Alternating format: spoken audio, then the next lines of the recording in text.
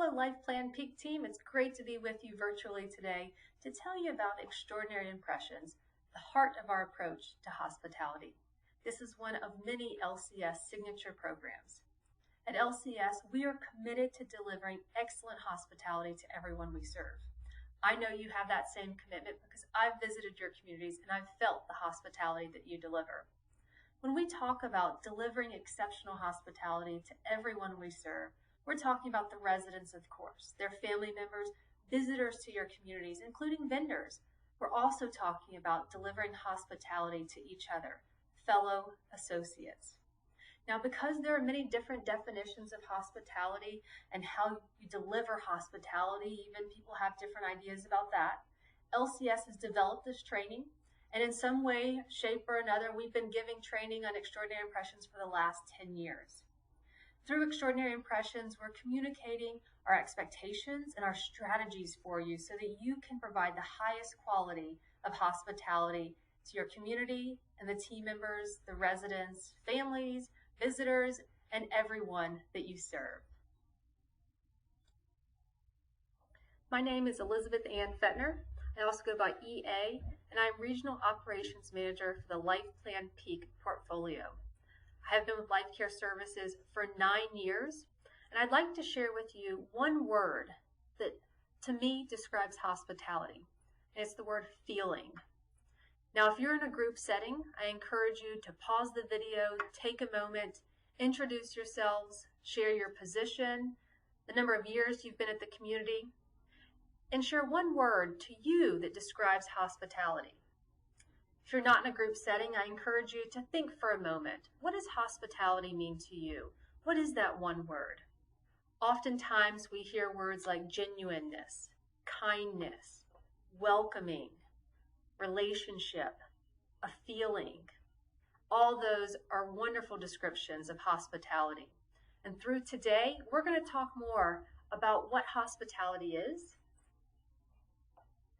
why it's important, how are you expected in your role to deliver hospitality? And through that, it's the hospitality promises. I'm going to share with you Experience the Difference, about a 20-minute video.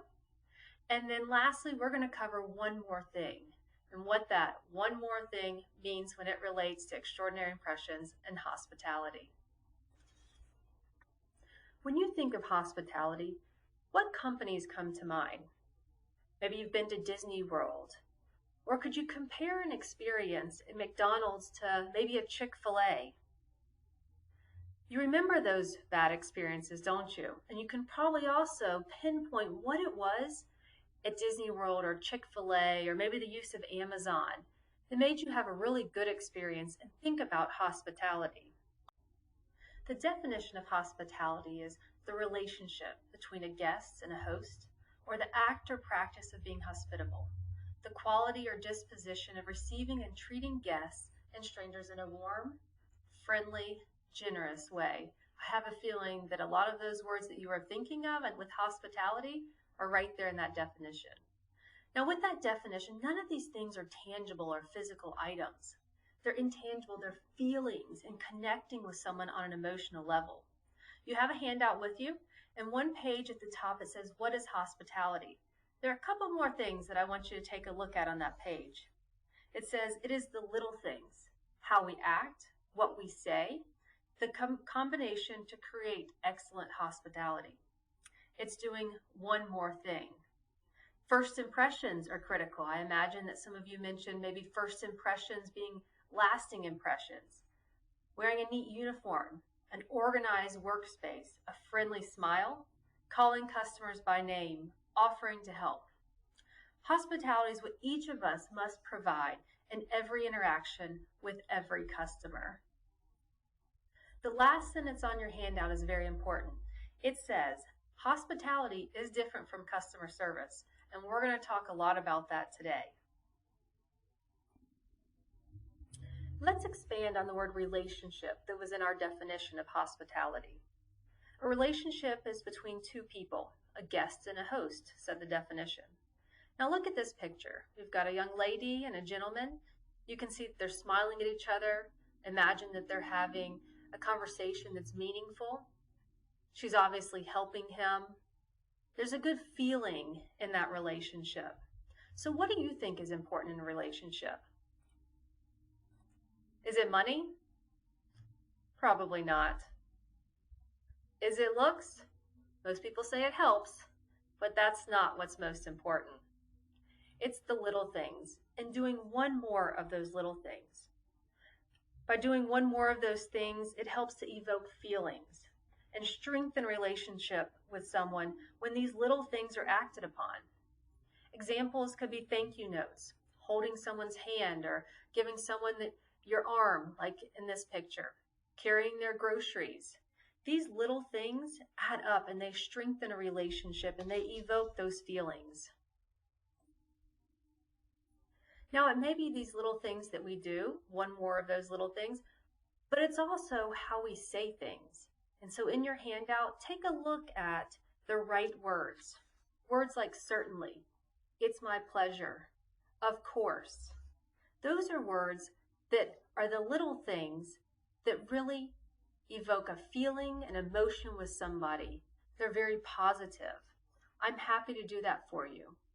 It's the little things, how we act, what we say, that combine to create excellent hospitality.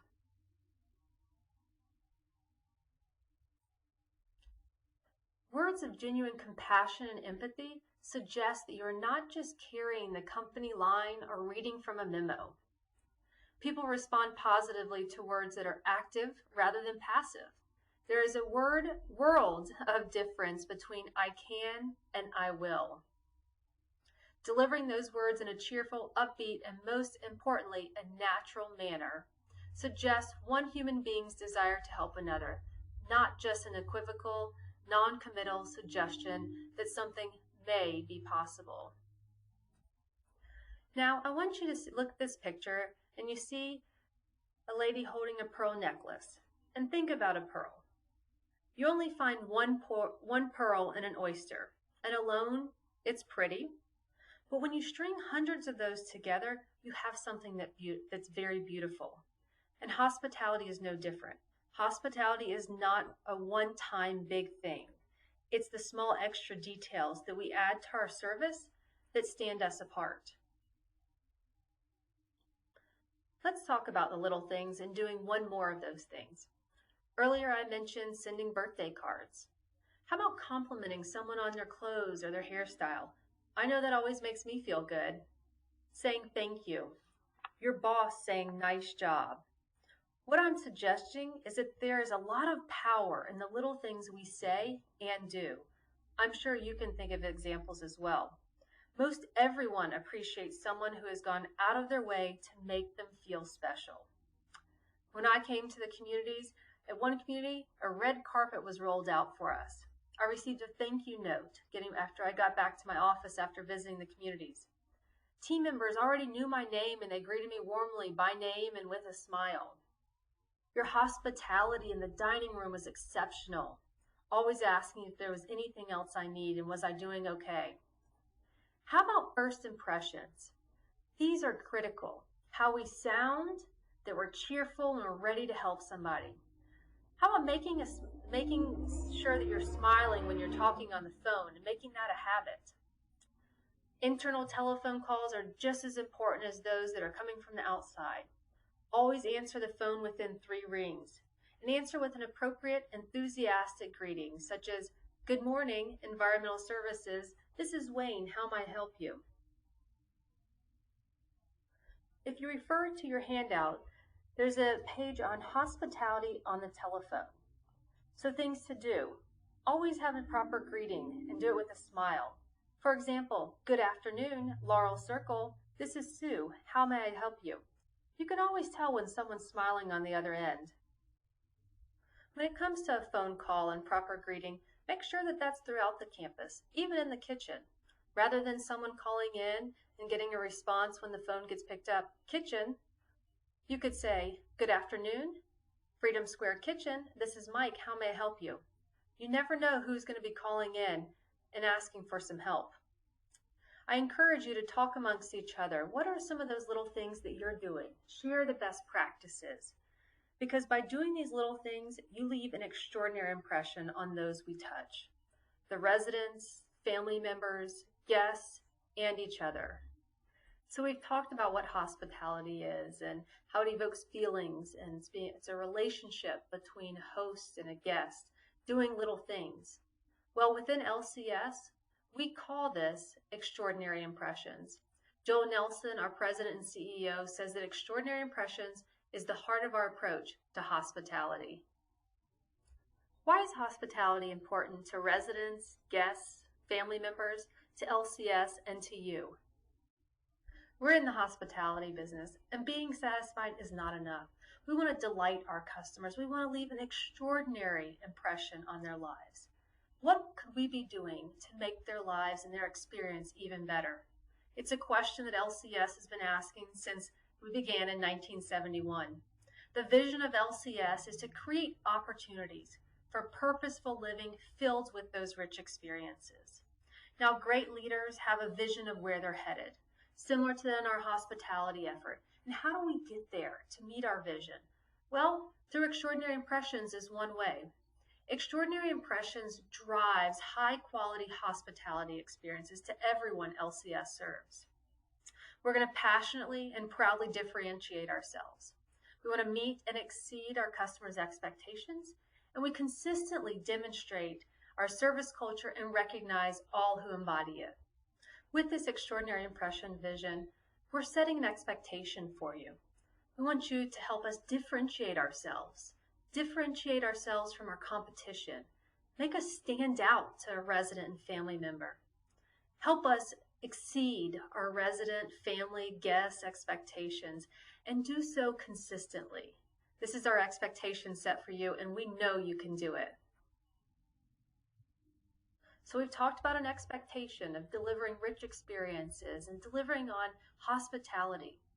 But you may be asking yourself, how am I expected to actually deliver hospitality? Well, we've created hospitality promises, which are behavior and conduct guidelines. There are a list of 10 of them, actually, 10 specific conduct and performance guidelines. You may have even recognized them hung up around the community already. In conjunction with the hospitality vision statement, these promises are the foundation of the program. The expectation is for team members to embody and practice these promises with all customers. Now, they're named promises for a reason. These are promises that you make to residents, promises you make to family members, to guests, and promises that you make to each other. Hospitality promise number 1. We greet you warmly, by name, and with a smile. Hospitality promise number 2. We treat everyone with courteous respect. Hospitality promise number 3. We anticipate your needs and act accordingly. Hospitality promise number 4. We listen and respond enthusiastically in a timely manner. Hospitality promise number 5. We hold ourselves and one another accountable. Hospitality promise number 6. We make you feel important. Hospitality promise number 7. We embrace and value our differences. Hospitality promise number 8. We ask, is there anything else I can do for you? Hospitality promise number 9. We maintain high levels of professionalism, both in conduct and appearance, at all times. And hospitality promise number 10. We pay attention to the details. These are all visual reminders of expectations. And take a look around the community. I bet you'll find them on display in a couple locations. You may recall from the hospitality vision statement that we want to consistently deliver a service culture and recognize all who embody it. And so we want to recognize you when you have that hospitality mindset and when you are embracing and acting on those hospitality promises. In order to do that, communities have adopted an Associate of the Month program. With that, when residents, staff, fellow staff members, guests, or vendors recognize that you as a team member are accentuating one of those hospitality promises, they can fill out a card and recognize you. Your community will select either 1 or 2 recipients as Associate of the Month, and I know that there are some great rewards that come along with that. Not only are there rewards, but there are displays that recognize you and celebrate your accomplishment. Look around the community and I'm sure that you'll find the recipients on display. Maybe you received a card that month or several cards but weren't selected. Congratulations. Thank you for delivering hospitality. I'm sure the cards are on display somewhere where you can read about the story and how you positively impacted someone's life. Take a look around the community. Give some high fives and kudos and congrats to your fellow team members and continue to strive for those caught cards. You may recall at the beginning I talked about that everyone may have a different definition of what hospitality is or how to provide great hospitality. Well, LCS has created this entertaining video to help communicate our standards of hospitality and to give strategies for how you can do your part in making sure you are providing the highest quality of hospitality to everyone we serve. Thank you for being a key player on our LCS team. You're the reason we're nationally recognized for the high-quality lifestyle, care, and services we provide seniors every day. Since 1971, the LCS family of companies has built a reputation for excellence in senior living. Each of us has an opportunity to make a positive difference in the lives of our residents, family members, and fellow employees. In fact, leaving an extraordinary impression on the lives of those we touch is at the heart of our approach to hospitality. It's how LCS lives extraordinary impressions.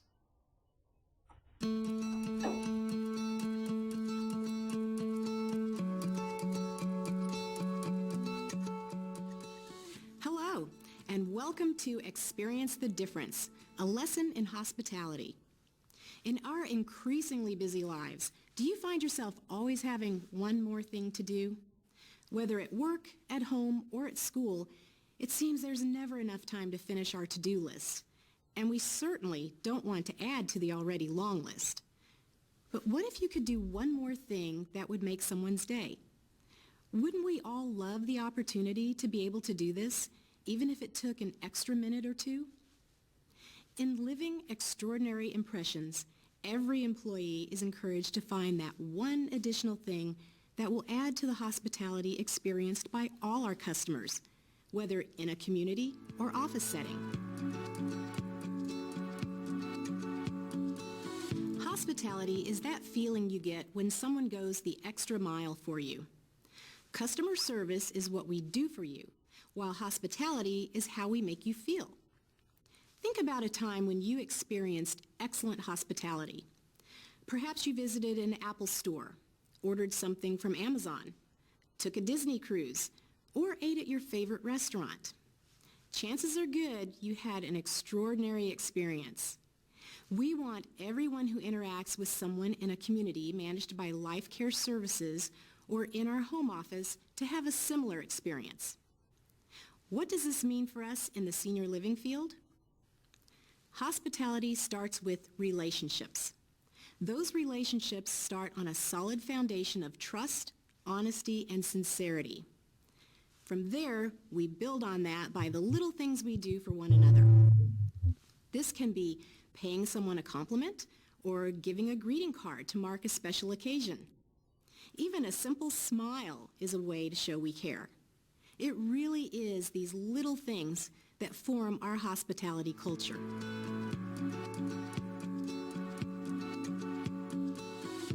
The residents we're privileged to serve have lived through wars, the Depression, assassinations of political and civil rights leaders, space travel, and the introduction of personal computers. While we're still serving a few members of the GI generation, more are members of the silent generation as we gear up to serve the baby boomers next. Their expectations of senior living have changed along with the times. In addition, the residents are experiencing some of the issues associated with the aging process.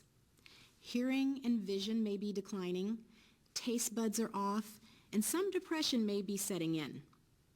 It's important that we recognize these issues and the roles they play in our interactions with our residents. We greet you warmly, by name and with a smile. Very simply put, this is how we build relationships. Good evening, Mr. and Mrs. Jones, Mr. Tucker, and Mrs. Smith. How was your dinner this evening? Delicious. Thank you. Wonderful. Gosh, how do you remember all our names?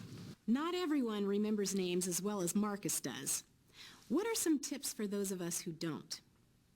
When you're introduced to someone, try to use their name in conversation. For people who are more visual, try looking at the names on doors or using a photo directory. Don't be afraid to ask another employee or a resident for help. Being able to call a resident or coworker by name is one way we can make someone feel special as they experience the difference.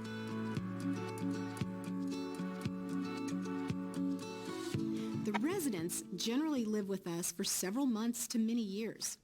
This affords us the opportunity to really get to know each resident and what they like and dislike. Good afternoon, Mrs. Jones. Are you going out this afternoon? Yes, I am. My son's coming to pick me up and take me to my grandson's baseball game.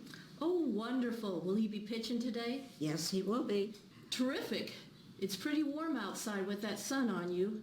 How about if I get you an umbrella to help keep the sun off and some bottled water to take with you? Oh, yes to both. That sounds great. You know just what to do to take care of me. You're Thank you. very welcome, Mrs. Jones. Hi, Mom. Hi, son. Good luck in that game today. Have fun. Thank you. Jet is so good. She takes such good care of me. See what can happen when we actually take the time to get to know our residents? In the course of our busy days, we may have more things to do than we can reasonably expect to complete. So what happens when we get asked to do one more thing? I'll get to it when I can. Why can't you just ask Tom to do it? I don't have time. Each of these is an inappropriate response. When someone asks you to do something, you should listen carefully to the request, respond enthusiastically, pay full attention, watch your tone of voice, and clarify timing. Let's try this in action.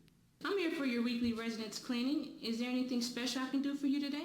I'm really glad you asked because I'm having my family over for a meal and I need to have the silver polished and the windows cleaned. Is that something you could do for me?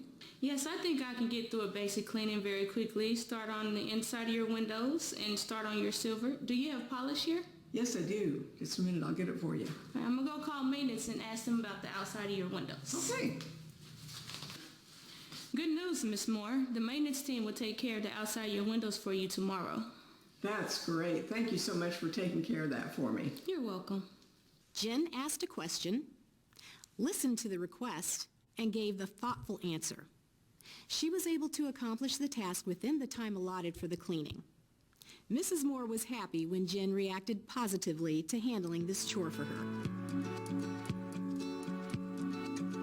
In spite of our best efforts, sometimes things just don't go as planned, and we fall short of meeting our customers' expectations. When this happens, we employ a technique known as service recovery. One of the things we must remember is that our customers' perception of our service is reality.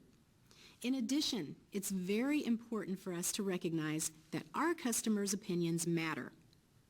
If for some unforeseen reason we've fallen short of their expectations, we haven't done our jobs correctly and must make up for our service failure. While our goal is to get it right the first time, that doesn't always happen. Think about when you've experienced poor service and how that made you feel. Leading service organizations have formalized a response to customer concerns that empowers staff to not only acknowledge a service failure, but to take action to remedy the situation. This process, known as service recovery, works not only to prevent a pending crisis, but to win over wary customers by reinforcing the company's commitment to meet and exceed customer expectations. Service recovery is key to achieving service excellence. There are 5 steps to service recovery. Listen carefully. Confirm your understanding of the complaint and apologize. Work together toward a satisfactory solution. Commit resources to achieve the desired outcome. Follow up to ensure the problem is resolved. Let's check on Mr. Smith now.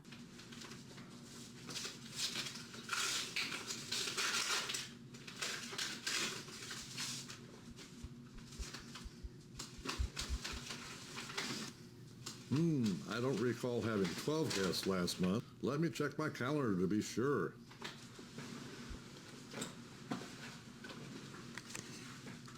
I was sure of it. Only my son and daughter for the 12th, and my old neighbors were here for lunch on the 23rd. Hello, Jan. Hi, Mr. Smith. What can I do for you today? Well, I got this bill. It shows that I have 12 guest fees for dinner, and I will recall 4, 2 on the 12th and 2 on the 23rd. Can you do something about that? I sure can. I am so sorry. I can imagine how frustrated you are. Please let me take a look at this and get back to you by 11 a.m. tomorrow.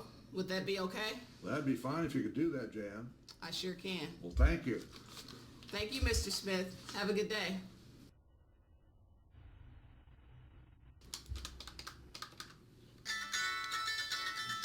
Hello. Good morning, Mr. Smith. This is Jan from the business office. I'm getting back to you on the extra guest meals charged to your account last month. We did find that 8 meals had been billed to your account in error. Evidently, the server that evening had entered the incorrect name into the system, so the meals were charged to you.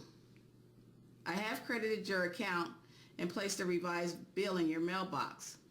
Again, I'm very sorry for the inconvenience. Well, that's great. Thanks for the quick attention. I certainly appreciate it. You're welcome. Is there anything else I can do for you? I can't think of a thing today. Thank you very much for calling. Thank you, Mr. Smith. Have a good day. Bye. Dear Mr. Smith, I'm sorry that your bill was incorrect. Thank you for bringing it to my attention. Your new bill is enclosed. Please let me know if there's anything else you need. Sincerely, Jan. That was quick. I was very impressed she took the time to write me a note. Notice how quickly Jan from the business office was able to resolve the problem? She offered to be back in touch with Mr. Smith by 11 a.m. and did what she promised when she promised to do it. In this situation, all Jan had to offer was an apology, and she did it using a handwritten note. Sure to get special attention. Putting the 5 steps to service recovery to practice is one way we can ensure our customers experience the difference.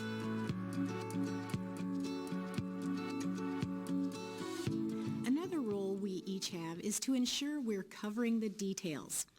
Oftentimes, it is the smallest of things that determine if we have a good experience or one that is so-so.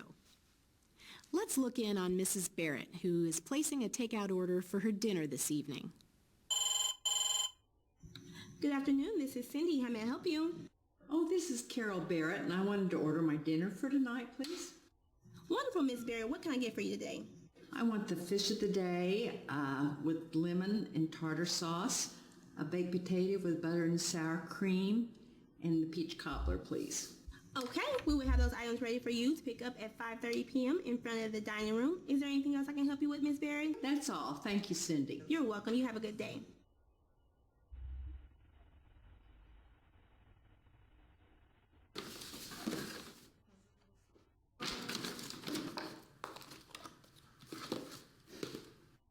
Oh, great. They forgot the tartar sauce and lemon for my fish and the sour cream for my potato. Good evening, this is Jones. How may I help you? Oh, Jonas, this is Carol Barrett, and I just had a takeout order, and you forgot the sour cream for my potato and the lemon and the tartar sauce for my fish. I'm so sorry to hear that, Miss Barrett. I will send someone to your apartment right away with those things. Is there anything else that you need? That's all, Jonas. Thank you. Okay, have a nice evening, Miss Barrett. By not checking the details of the takeout order, Mrs. Barrett's dinner experience wasn't as good as it should have been. By the time the condiments arrived, her dinner was cold and had to be reheated. By taking a few extra seconds to confirm the contents of the takeout container with the order itself, Mrs. Barrett would have had a better experience and the community could have saved on staff time needed to correct the error. As employees, we should feel empowered to resolve problems. In fact, it can be fun to use our creativity to put a smile on someone's face. We pride ourselves in offering flexibility and choice to our residents. When asked to provide a service, we want to start with yes, and then figure out how we can deliver on that promise. Let's look in at the fitness center. Great job, Mrs. Evans. You've hardly broken a sweat. Thanks, Julie. We really loved your class. There are a couple of us who would really like to have a more advanced workout. Well, I can certainly understand why. Unfortunately, the majority of the class is not at your pace for me to be able to ramp up the class, but I have another idea. I based my class on a video series that includes more advanced workouts. Would you like to watch those videos and see if you might like to try them? I'd like that very much. All right, well, if you decide that you like the workout, I'd be glad to add it to the calendar, and you could lead the class. Well, that's a plan. Thanks, Julie. Sounds great. Even though Julie couldn't increase the intensity of her current class, she found a way to say yes to Mrs. Evans' request. Julie created a win-win situation that left Mrs. Evans smiling. Professionalism is the way we look and conduct ourselves while on the job. Here are a few reminders. Our uniforms and work clothing should be cleaned and pressed. Pay attention to your personal hygiene, including fragrance and cologne, makeup and nails. Jewelry should be minimal and not interfere with your work. Tattoos and piercings shouldn't be visible or be covered according to your community standards. Your name tag should be worn at all times and on your right side if possible. This makes it easier to see when shaking hands. Pay attention to your body language. When you communicate, 7% is what you say, 38% comes from your tone, and 55% from your body language. Be sure your body is conveying your message too. And as much as possible, we should leave our personal lives behind when we come to work. When dealing with other employees, don't get involved in gossip or someone else's drama, but do offer compassion for those who might be dealing with difficult situations. Many of you will come in contact with confidential information. It may be health or financial information. Please treat this information as you would want your own information to be treated. Remember, this is the law. We should all work toward being honest and maintaining integrity while being the employee others can trust. In some cases, we may need to take the more difficult path in doing the right thing. Let's review what we've learned. When we pass in the hall, I love the way you smile, make eye contact, and call me by name. Treating me with courteous respect means not answering another phone call while you are talking with me. Thank you for anticipating my mom's needs and ensuring she always has hot tea and a chocolate dessert. I don't really like to ask for anything, but thank you so much for your enthusiasm when I do ask for it and for remembering what I need. Jesse, I noticed today how you assisted Sarah when she was dealing with a difficult client. You held her accountable while gently coaching her to a favorable outcome. Thank you for asking about my trip to my granddaughter's graduation. You make me feel so special.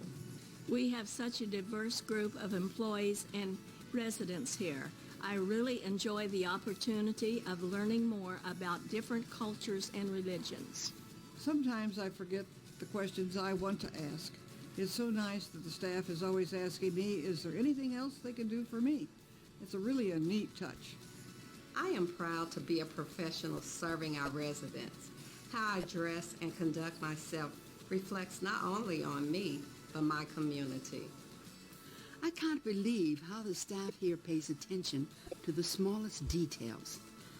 I had to go to the emergency room the other night, and then was admitted to the hospital for a couple of days. When I returned to my apartment, I found a basket full of necessities that I would need. How nice. Remember, each of us can find one more thing each day that will make a big difference to someone else.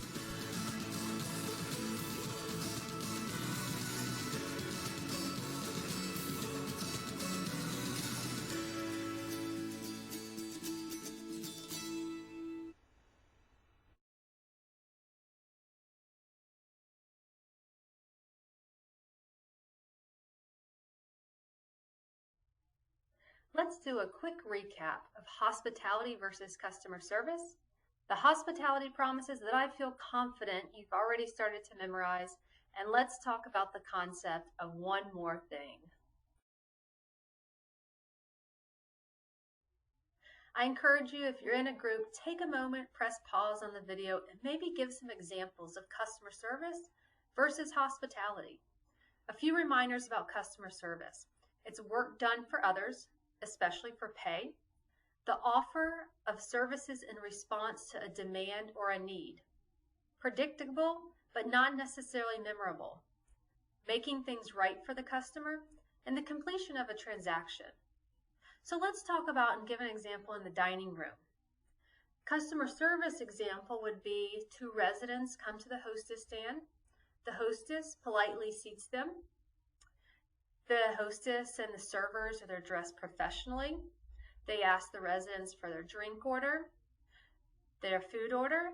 They bring things out timely. They bring their condiments with the food. They don't miss anything. It's polite service. The food is warm. It tastes good. And the resident leaves. Now, that would be an example of customer service. A good experience. They had food was delivered timely. Their order was correct. They got the condiments that they needed. How can you change that and make it hospitality? I bet that you as a server, if that's your role, you know the residents by their name and you're greeting them warmly, by name and with a smile. If it was their birthday, I feel confident that your community would be singing happy birthday to them and bringing them out a piece of cake. Maybe if it's their 50th wedding anniversary, you've got flowers already on the table because you know that. Or they just got back from a trip or a granddaughter's wedding, and so you're asking them about that wedding. You're making it memorable for them. You're delighting them. You're making them feel important. There's just one example of how you can deliver hospitality versus just that customer service and make it a memorable experience. We've covered customer service, so let's recap hospitality one more time. The cordial and generous treatment of others without reward. Kindness shown in welcoming others. Personalization.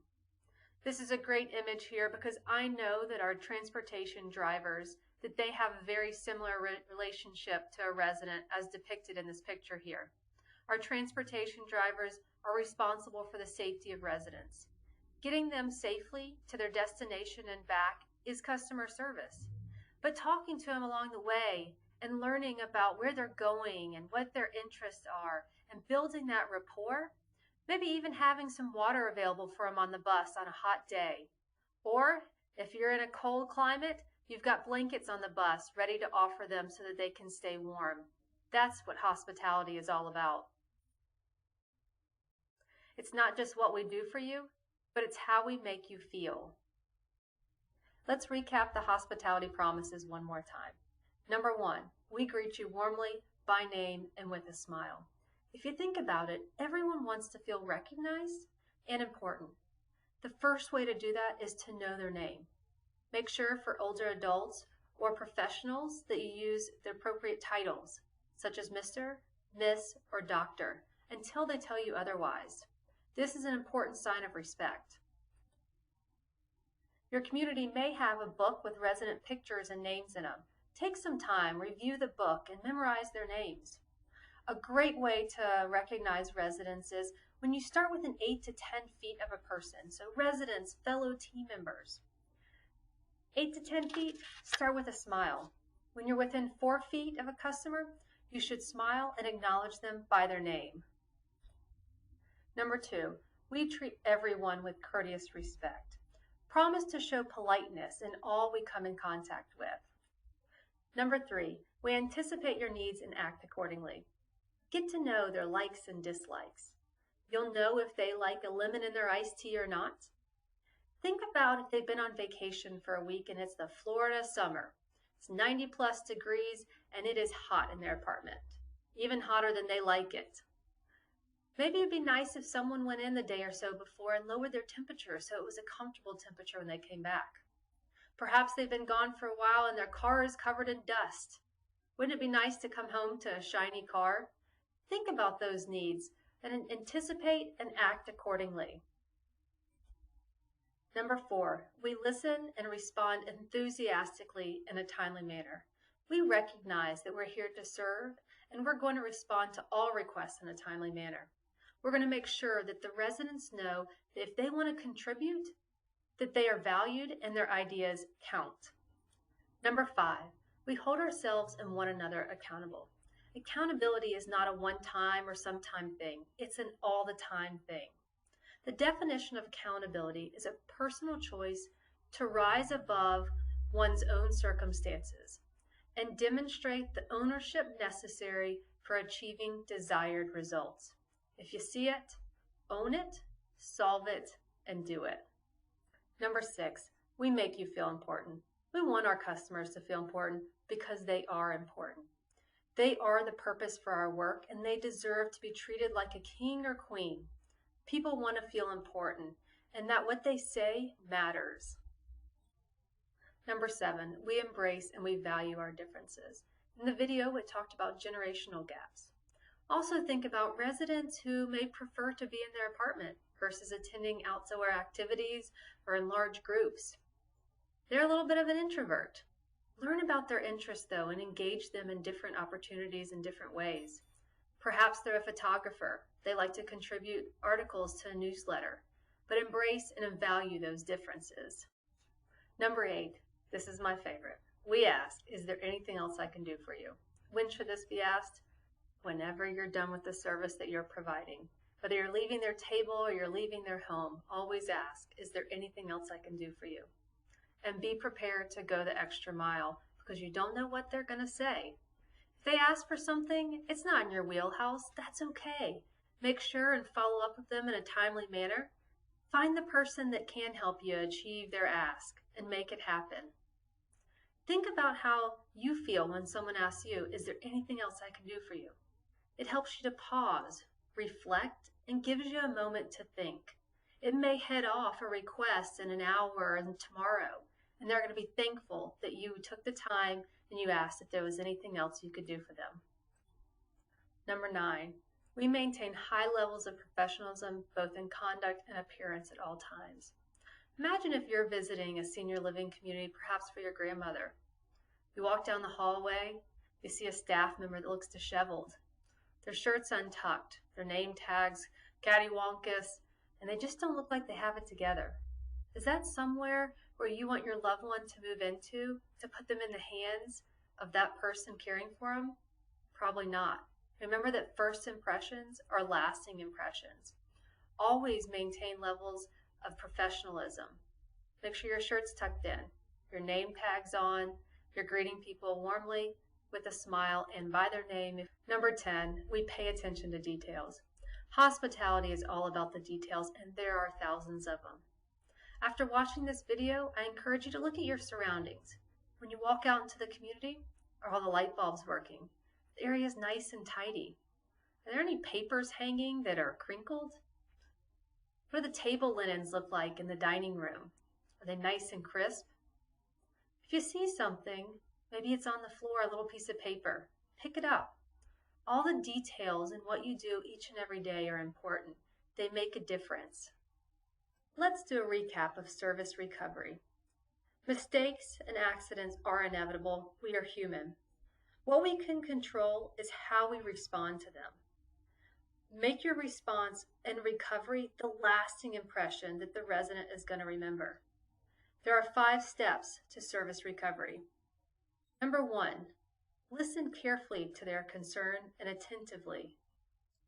Number 2, confirm your understanding of the concern or complaint and apologize. Number 3, work together towards a satisfactory solution. Number 4, commit the community's full resources to achieving the desired outcome. You have a number of team members that are ready and willing to help you. Number 5, always follow up to ensure that the problem has been resolved. I encouraged you with your fellow team members, discuss maybe a recent mistake or accident that happened. Sometimes it may be something you did, sometimes it may be a team member's error. But how you respond to it is going to make a world of difference. And learn from maybe a good response and a not so great response. Share your experiences so the next time you're prepared to make a great service recovery that the resident is going to remember and may even forget the error that actually occurred. The concept of one more thing. Let me give you an illustration like this. At 211 degrees, water is really hot. Does anybody know what happens if you go up one more degrees to 212 degrees? Some of our food and beverage folks probably do. At 212 degrees, it boils. And what can boiling water do? What comes with boiling water? Steam. And steam can power a locomotive. It's that one extra degree that can make all the difference. This is called 212 degrees of service. Doing one more thing, big or small, can make a difference, especially with our seniors. Some days can be harder than others. They may not be feeling well, a friend of theirs could be sick, but a small act of kindness can truly make someone's day.